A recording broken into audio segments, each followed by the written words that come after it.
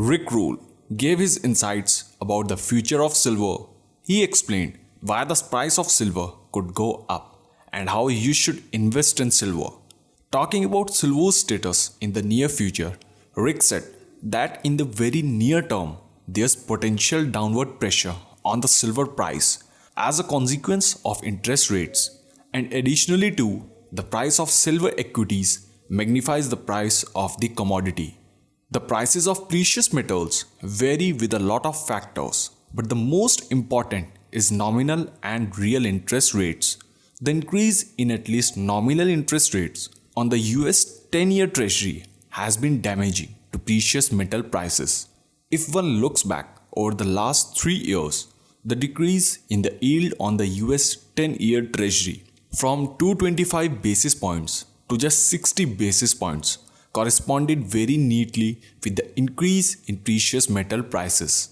Hence, the increase in prices and precious metal equities. The increase in the interest rate from 60 basis points, which is 275 basis points, corresponds very neatly with the plateauing and then decrease in precious metals price to the extent that the strength in the US economic recovery allows the Fed to in turn allow the interest rate to increase a little bit more, which they want to do, if for no other reason than it gives them the ability to cut interest rates if they need to boost the economy.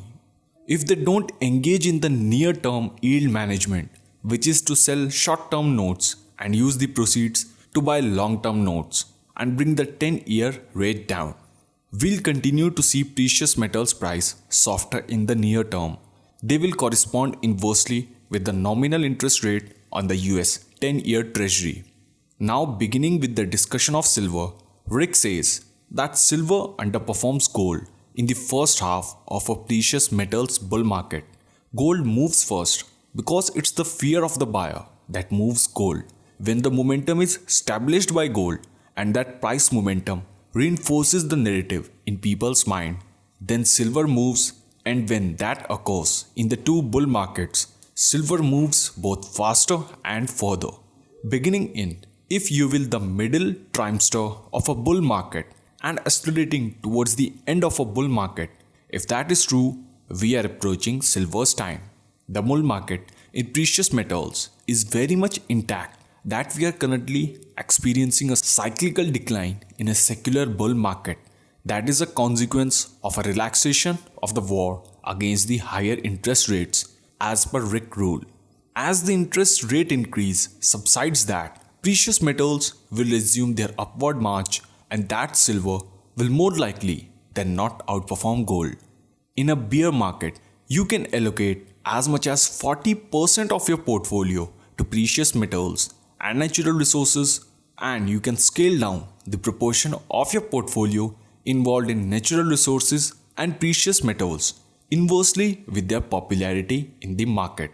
By the way, it's painful to do it because the liquidity that you maintain in conventional short-term savings accounts pays you a negative real yield, which is to say it costs you purchasing power every month to maintain the liquidity. If you look at the negative yield, what you understand is that you are paying an options premium. In effect, having the cash, having the short-term liquidity. If we experience a liquidity decline in capital markets, a 2008 style decline, which we might not well, but we could, having cash then gives you certainly the tools and hopefully the courage to take advantage of that decline rather than being taken advantage of by the decline. The diversification among other asset classes, particularly if you are willing to study something about those asset classes and have an understanding of why you are investing in them, is very worthwhile.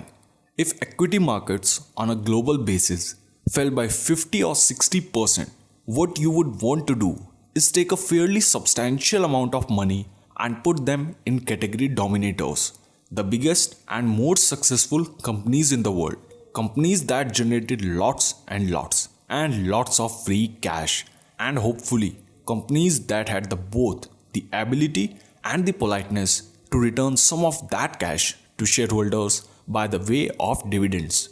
If you could buy it, could even be an S&P 500 ETF or a global financial services ETF with a sort of a 5 or 6 handle by way of the dividend yield at a 50 or 60% discount to the market that existed before the crash, you would have been done a very good thing.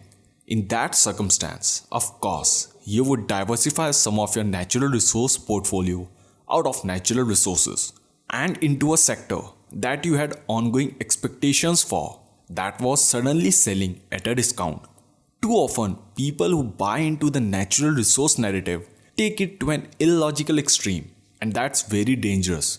They are often too particularly, when they are young, drawn to the speculator upside in natural resource equities, and as a sequence of that, take too many risks. They become too narrative oriented and they miss the market beta, which is extraordinary in a search for what is often illusory alpha.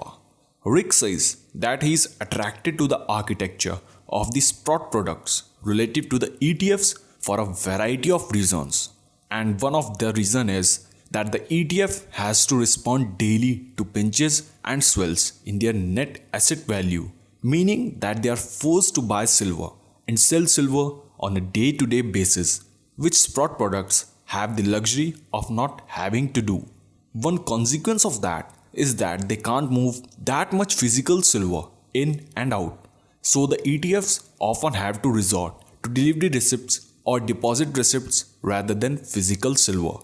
Now Rick explains that if we did experience a disruption on the COMEX as an example, or more importantly, if we experienced a 2008 style financial event, there is a chance that one or more of those ETFs could become unsecured creditors of a counterparty rather than owners of all of the physical silver that they purported to own.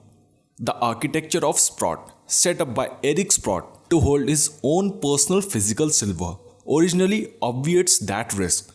Believe that security is substantial and should be paid attention to whether or not a speculator should try to trade short-term swings in the silver market, irrespective of whether they used our instrument or some other instrument, is a very different question that depends on their skills and trading. If they think that silver is going to go up, or they think that silver is going to be volatile, that's just an opinion. It isn't worth a damn. They have to have experience trading volatility, and they have to have experience mastering their emotions while taking advantage of other people's emotions. So guys, this is the end of the video. If you found this video really knowledgeable, then please make sure to press the like button, subscribe to our channel. I'll catch you in my upcoming video. Till then, have a great day.